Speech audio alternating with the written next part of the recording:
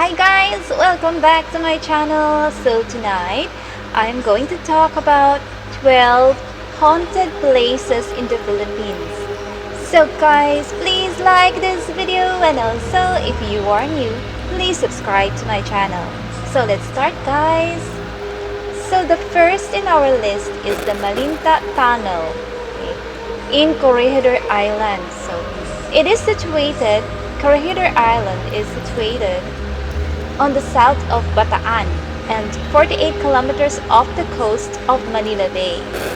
Due to its strategic location, it served as the first line of defense against attacks on Manila, especially during World War II.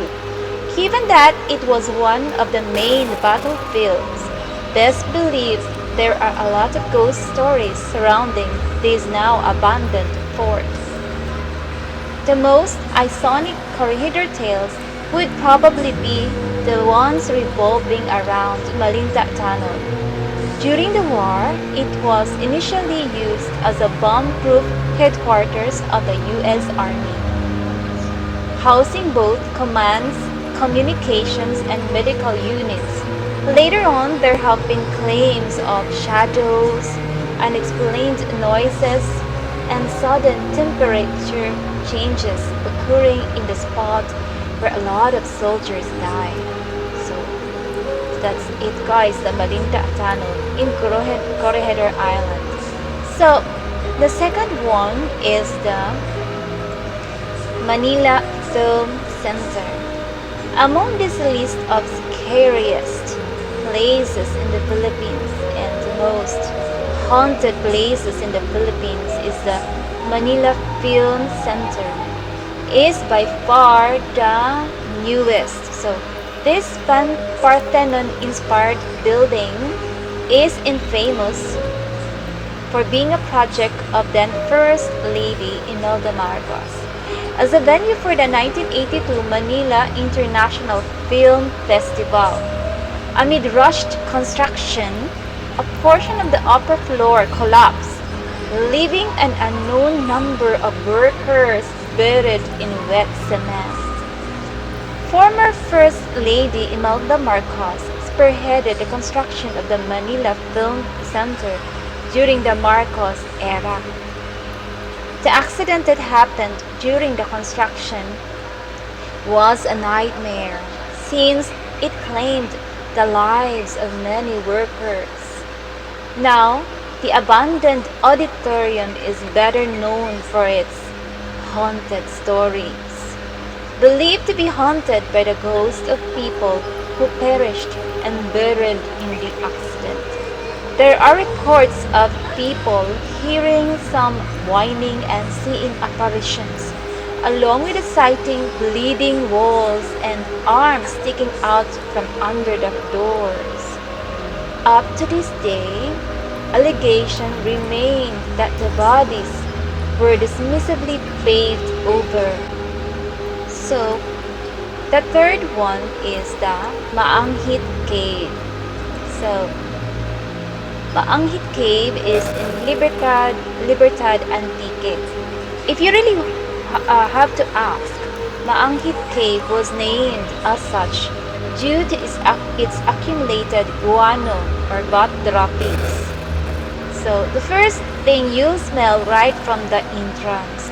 So it is called Maanghit Cave because it doesn't smell good. It smells bad actually. So it's open to all spelunkers, but you'll be required to visit with a guide.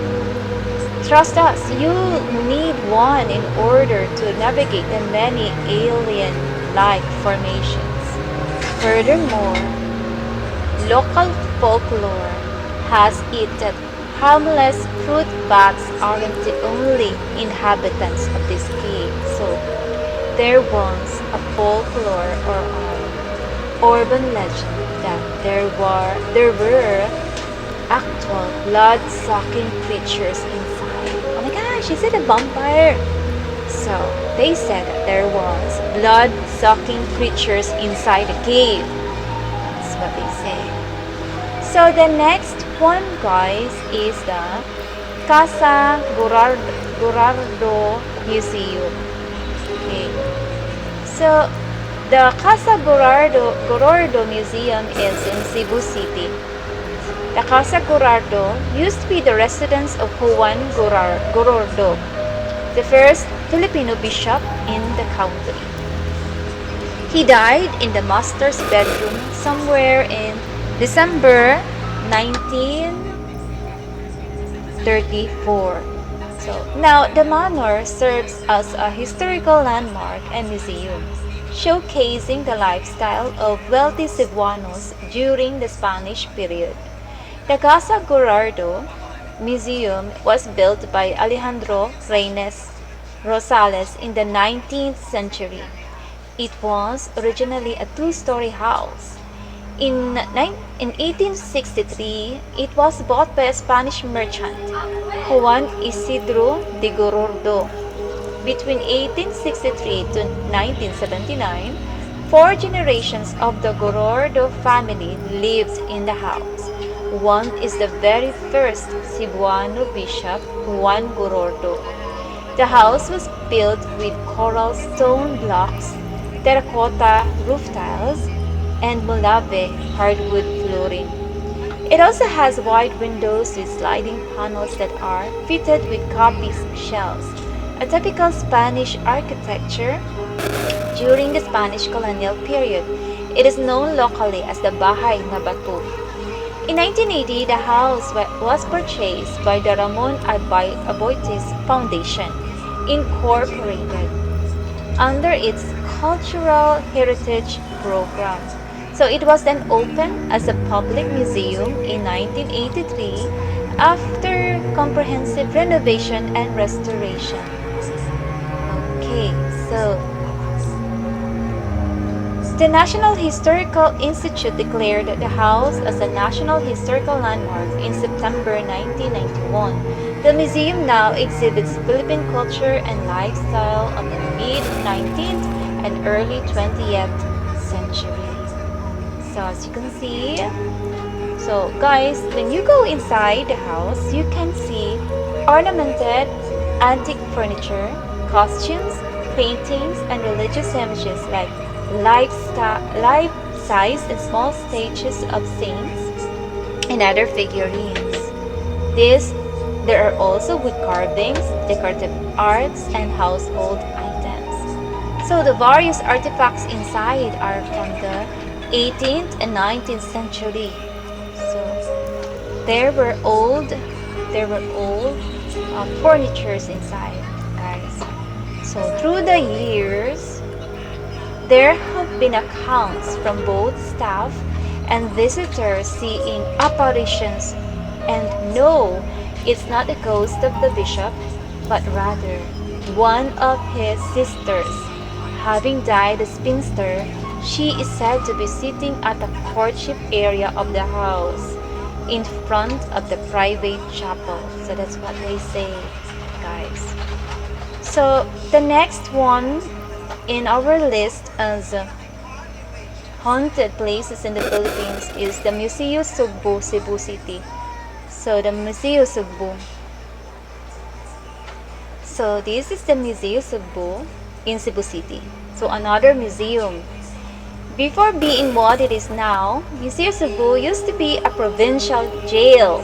So it traces its roots all the way to the Spanish period, where many Katipuneros were imprisoned.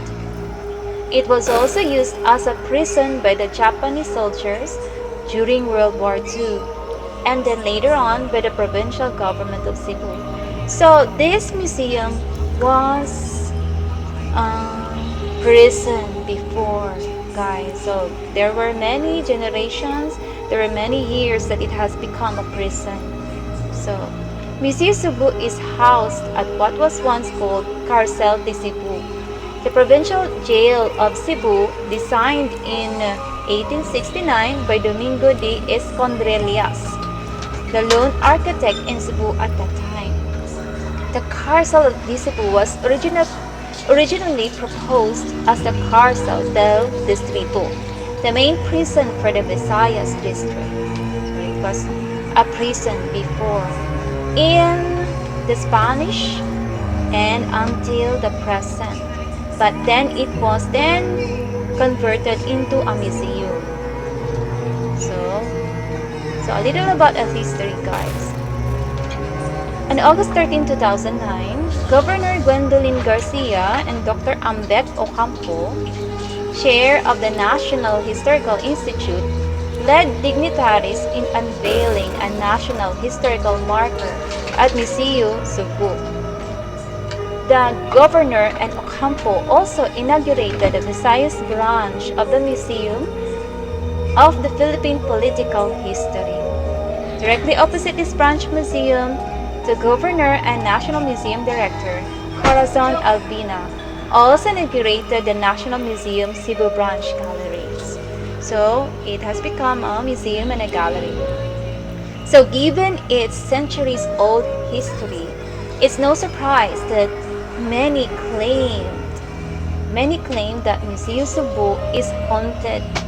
So for instance, in the middle of the renovations, some staff reported seeing strange figures, some clad in Japanese clothing, walking around and then vanishing into thin air. So that was the hauntings there. That's what they say. So the next one, guys, is the General Moncado White House. So the General Moncado White House is in Samal Island, Davao del Norte. So all the way down the southern part of the country lies another famous haunted house, the General Moncado White House. It's one of the oldest houses in Davao region, formerly belonging to Hilario Moncado, a mystic and political activist. His followers were called Moncadians, a religious sect particularly noted for eating only raw and uncooked food with no fish and meat. Normal investigation groups claim to have seen a white lady and a man in balls and chains roaming around late at night. There is an article about this in Sunstar Davao, a local newspaper in this place, where they have interviewed the paranormal investigation group. Okay, so this is part of the article by a local newspaper, the Sunstar Davao. So they have interviewed the paranormal investigation group. So this is what is in their interview. So they said, how would you like the idea of visiting the most haunted place in the Philippines? So the Davao Paranormal Society, or what they call DPS, a Davao-based investigating group for paranormal activities, is claiming that the most haunted place in the country is not the Diplomat Hotel in Baguio City, but the Moncado White Mansion in Barangay Limao, Island Garden of Samal, Igacos. So I have already told you about the Diplomat Hotel in my other video, the scariest places in the Philippines. So I will also put a link there below, okay? So the DPS founder, Bernie Bernardo, told Sunstar Davao in an interview that they have investigated a lot of haunted locations in the country, and this site tops their list. So they say that this is the number one in their list as the most haunted place in the Philippines. So there is a lot of spirits that reside in the mansion, and we have captured hundreds of Class A electronic voice phenomena, or EVPs. So to validate their presence, we have also captured in film the lady in white and an apparition of a little girl looking out of the window. Plus, we also captured some evil-looking orbs, he said. So, the Moncado White Mansion, owned by General Moncado, is one of the oldest houses in Davao region. We asked several questions about the mansion, and this is what we know so far. So, another question. Can you describe the general atmosphere when you arrived at the site? So their answer is that The first time we saw the mansion, we were quite surprised on how beautiful the scenery was. It was on the top of the hill overlooking the Davao Gulf. The feeling was serene and calm, even during nighttime. You don't feel scared or you don't have the feeling of not being welcome. So they ask, how did you discover the place? So they say, there was a DPS member who mentioned the place and told us that a mansion was reported as being haunted. One of our members, Anya Alcazaren, went there with her family to inquire and do a little bit of interesting to find out if the stories we were hearing were true. She did find a place and spoke to the caretaker and was told that a lady in white can be seen late at night and that a man in balls and chains can also be seen walking around the compound. So, another question that they asked. Who are the ghosts? What are the elements that can be found in the mansion? So they replied that the most active spirits in the mansion are named Christina, whom we think is the lady in white, Jason, an American from Maine, Mark, the playboy, Joanna, a gay ghost, and Frenchie. There is also a female spirit named Yosa. I didn't just mention these names carelessly. I can show proof of their existence through our conversation with them, through our audio recordings. Also, in addition to the names mentioned, there are also other spirits of different nationality that reside there. So this is what the member of the what you call that one? The Paranormal Investigation Group of the Davao Paranormal Society. So let's look at what they said. The newspaper asked them, the Sunstar newspaper asked them, is it safe to go there in the house? So they say, it is very safe to investigate the mansion. The spirits are more than happy to converse with you. We're not threatened while investigating. We were called names like Pangit and some other friendly remarks, but all in all, we and the spirits always had a good time talking. They also joke a lot. So they say that the spirits there living there are jolly. Bernardo said that the place is good for ghost hunting. He also shared that those who want to experience paranormal activities, the group is ready to accompany them. If anybody wants their location to be investigated for paranormal activity, we will be more than willing to do it for them, free of charge, he said.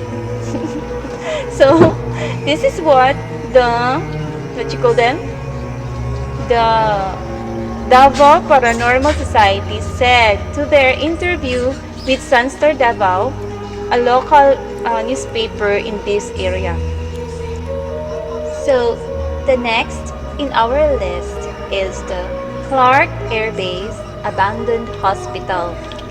So, in 1960, the United States Armed Forces began construction of a new modern regional medical facility at Clark. So, the new 200-bed Clark Air Base Hospital Regional Medical Center was completed in April 1964 at a cost of $4.5 million. The new hospital occupied the same site of the S Highway near its intersection with O'Leary Avenue and had been in use for this purpose for some time. So, this is an abandoned hospital. So, a dark concrete shell of a place many suffered and died remains in the Philippines as an omen to darker sides of history. The old Clark Air Base Hospital continues to sit in a quickly developing modern-day Filipino city. Parts of the building are barely standing and it is just as dangerous to enter, as the locals said, it is haunted. So, though the Clark Air Base Hospital today mostly excites explorers, vandals, and ghost hunters, it should also be appreciated and respected for its importance throughout history. It has been used as a military hospital to treat wounded soldiers during both World War II and the Vietnam War.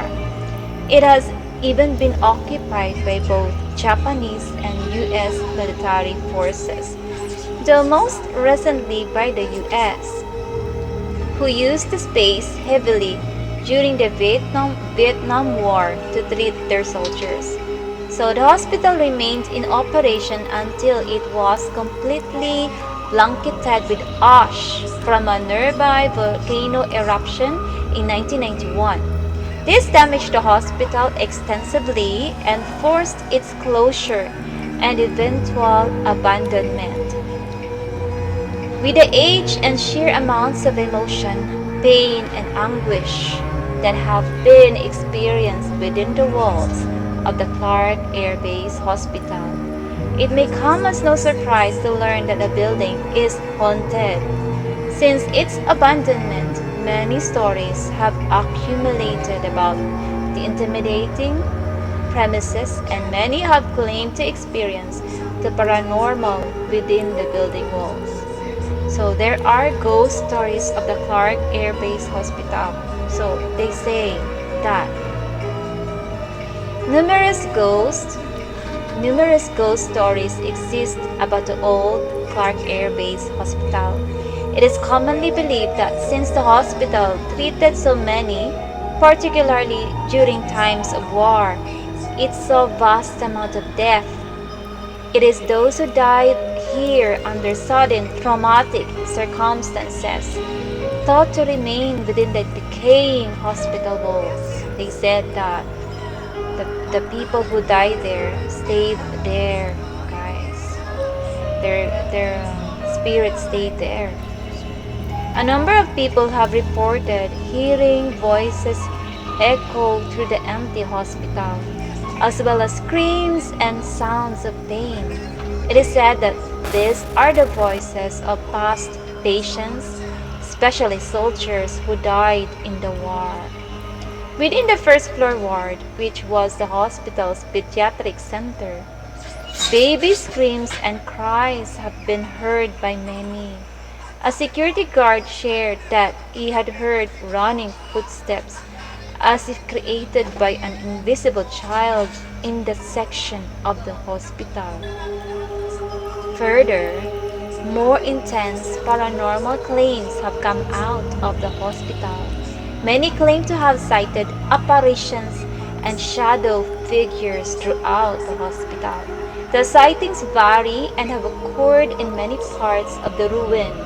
Some have claimed to see a figure crouching down and peering out from behind pillars at them, while many have seen full-bodied apparitions in the morgue. Finally, many have claimed to have. So the next one in our list is the University of the Philippines, Diliman. So there is a haunted room. They said that there is a haunted room in the University of the Philippines in Diliman. Okay, so home to the College of Education, Benetis Hall is one of the oldest buildings on the UP Diliman campus. No surprise, it's also the most haunted and home to some of the scariest university ghost stories. So, add the fact that it was used as a Japanese interrogation camp, and you can see why so many ghost stories surround the building, including the following urban legend. So, they said it. So, one rainy evening, a female instructor of the university ran to Benetis Hall to seek shelter from the sudden downpour. So it was raining. When she saw the guard at the building, she asked if she could stay inside the building until the rain stopped. So the guard was hesitant at first, but the teacher was desperate, and so he let her stay in a classroom in the building. Before he left her there, he told her not to open the door until he came back for her when the rain stopped. Okay, so the guard told the teacher not to open the door. Okay, so a few minutes after he left, she heard footsteps, followed by a slow knock on the door. When she went to the peephole to check the that it was the guard on the other side. So she expected to see the guard on the other side. So she looked at the peephole. She only saw a bright red eyes also peeping through her, also looking at her. She was so confused. She went back to her spot and waited until the rain let up and the guard returned. So when the guard came back for her, she told him what happened. That's when he told her about the ghost who roams around the building with bright red eyes. Oh my God, can you imagine that? So the next one, guys, in our list is the 5th floor PNP building in Rojas Boulevard. So this is a punk, guys. So they say that the 5th floor of PNP building in Rojas Boulevard is haunted. So on February 13, 1985, an 8-hour fire destroyed the second and the third floors of the Regent of Manila Hotel. The fourth hotel fire in a spate of fires occurring in Manila during that period. So, the number of those killed ranged from 16 to 25, with reports saying firefighters were still trying to quell the fire 2 days after it ran the hotel ablaze. So, there was a fire and it ran for 2 days. The story goes that the 5th floor of the Philippine National Bank was used as a morgue for the fire casualties. So, the floor was considered to be haunted as number 5 was removed from the elevator buttons. Gosh. So, previous tenants would have exorcisms performed on the said floor regularly due to the frequency of the haunting. So, they have done exorcism there. So you know what is an exorcism? It's when a spirit enter the body. God, so scary.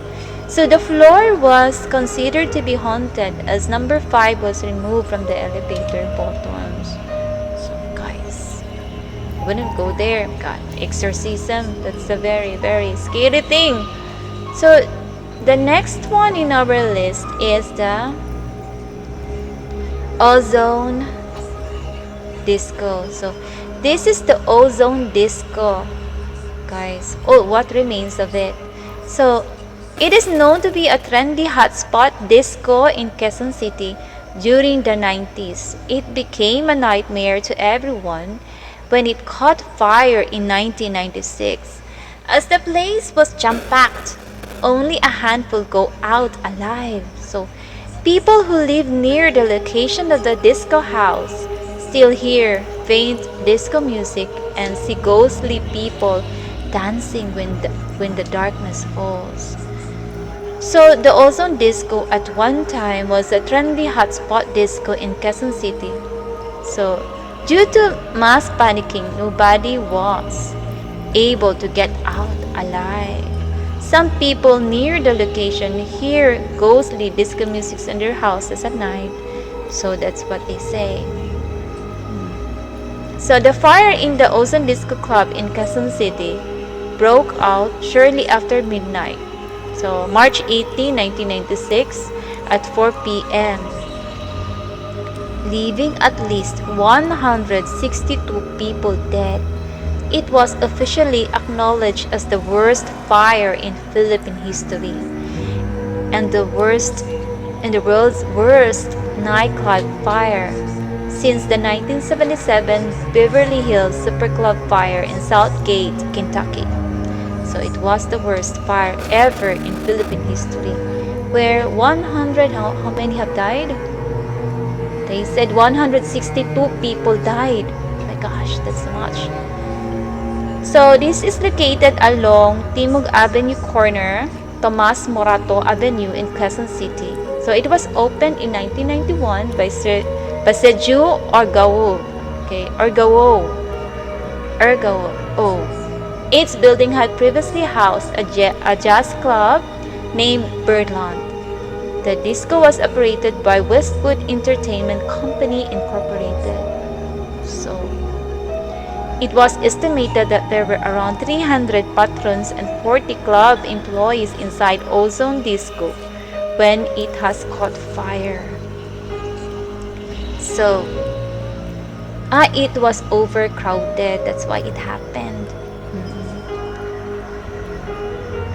So, most of the club guests were high school and college students attending graduation or end of the school year celebrations.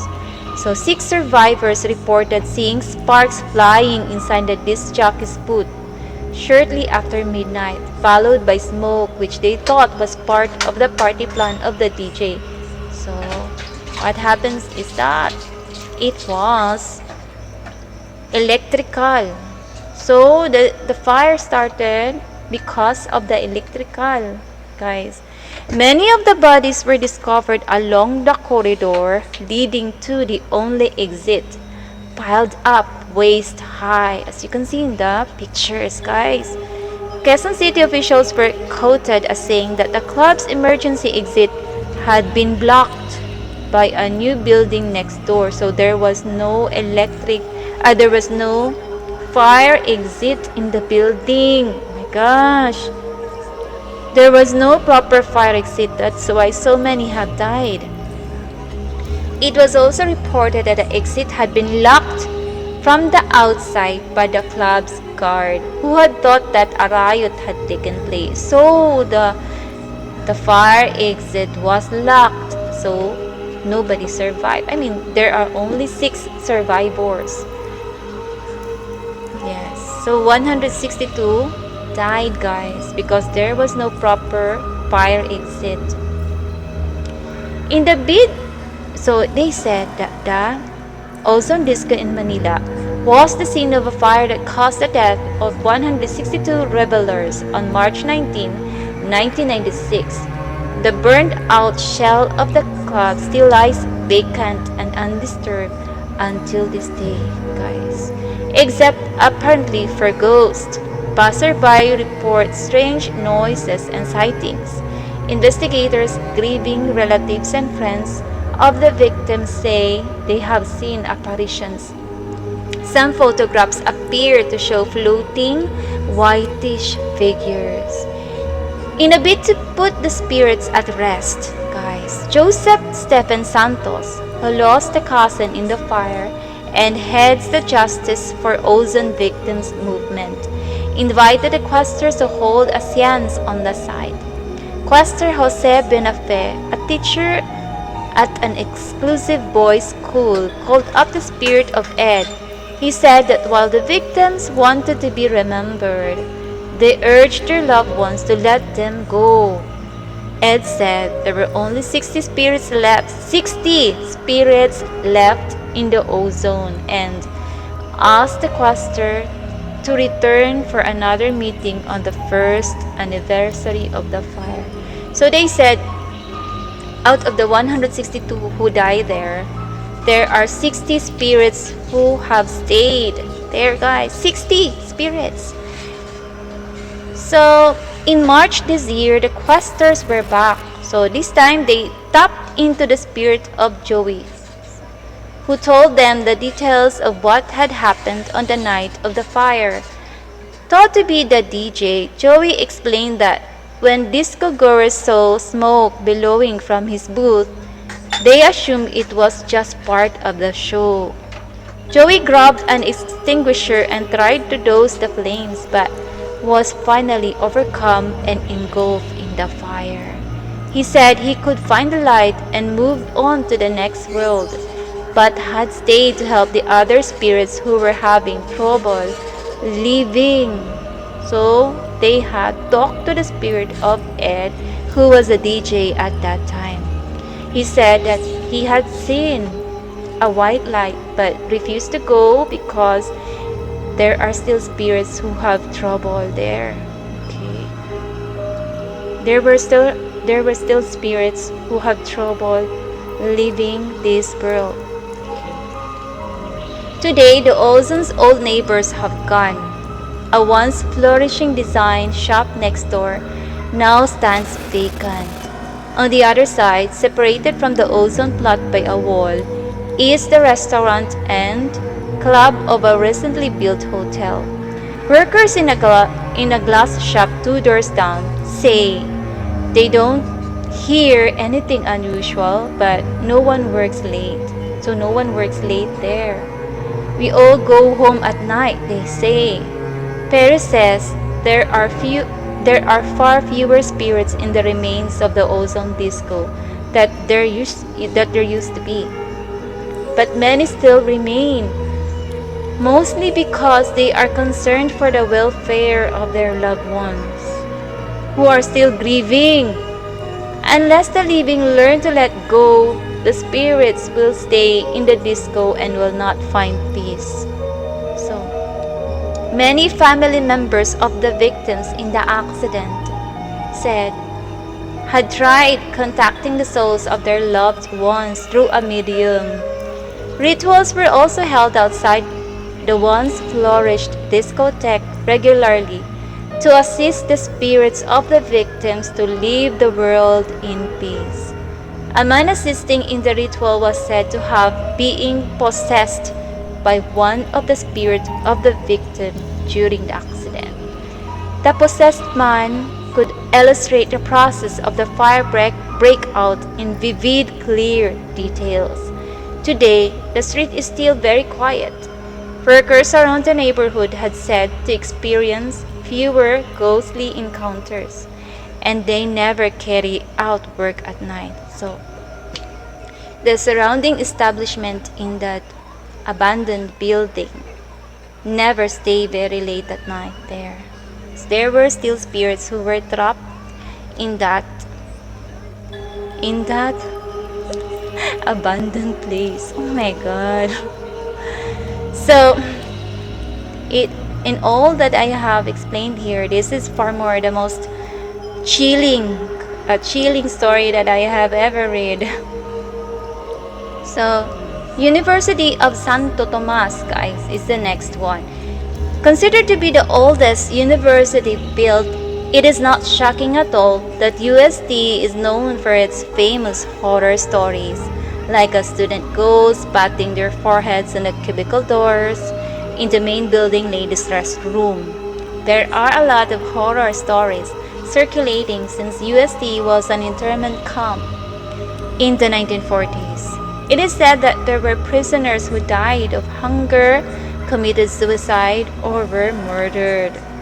So, UST has survived everything from the Spanish colonial era to the Japanese occupation, both of which were some of the bloodiest periods of our time. For a while, UST Sampalo campus was converted into an internment camp by the Japanese to hold Americans under extremely bad conditions. While a lot of Americans died during that time, this story isn't about the American, but the mysterious Dominican priest roaming UST's Lover Lane and Benavides Park. So this was an urban story. There was a story about this ghost, guys. So one day, Raphael was rushing home to catch a UV Express after his last class ended late. He took the Lover's Lane shortcut to get to the nearest gate. And as he was walking, he felt the humid weather suddenly turn cold. Too much in a hurry to pay attention to that fact, Raphael kept walking and passed a figure strolling slowly towards him. wearing a Dominican habit that looked different, older than the ones that the campus friars wore. When Raphael reached him, he bowed his head slightly and greeted the friar, still the respectful Catholic student, no matter how much of a rush he was in. The friar didn't say anything, but when his eyes peered down as he was bowing his head, he saw that the friar had stopped walking, and his feet weren't touching the ground. The friar didn't greet him back. Oh my God, can you imagine? You saw the priest, friar is a priest. You saw the priest, and his feet was not touching the ground. Oh my God, he was floating. So Raphael felt the air still, and his fight and flight instinct kicked into overdrive. He ran as fast as he could, holding his breath until he was out of the park and at the main gate. Oh my God, that was scary. So that was the University of Santo Tomas, guys. A ghost story. So guys, the next one, I think the last one, guys, is the Manila City Hall. The last one in our list as the haunted places in the Philippines is the Manila City Hall. So guys, the structure of the building is popular as it was shaped like a coffin with a cross once it was viewed from atop. So they said that the structure of the building looks like a coffin when you look at it from the top, guys. So according to reports, most employees hear some strange noises along with the whispers and footsteps when the night falls. It would not be too surprising if there are strange paranormal activities on the building, because during the World War II, the spot on where the hall is built was considered to be the most bombarded city. So there were so many who died there because of the war. So too many bombs were there, guys, dropped there. So too many people have died during the World War II. So there was an urban legend or a story, guys, that every 6 in the evening, apparitions and other unexplained things will happen in that place. Employees there working in the night shift can hear footsteps coming from the hallway. They can also hear strange noises, strange voices, and even heard someone crying in the corridors. A lady wearing a white dress will be seen almost every night. Her face was bloody and swollen. So she will look at you while smiling in a creepy way. Oh my gosh! Rumor has it that when you go to that place at night, you can feel a cold air around you, and it's like there are unseen beings that is looking at you. Oh my gosh. So guys, thank you so much for listening to my stories, guys, and I hope to see you again next time, guys, and bye for now. Don't forget to subscribe.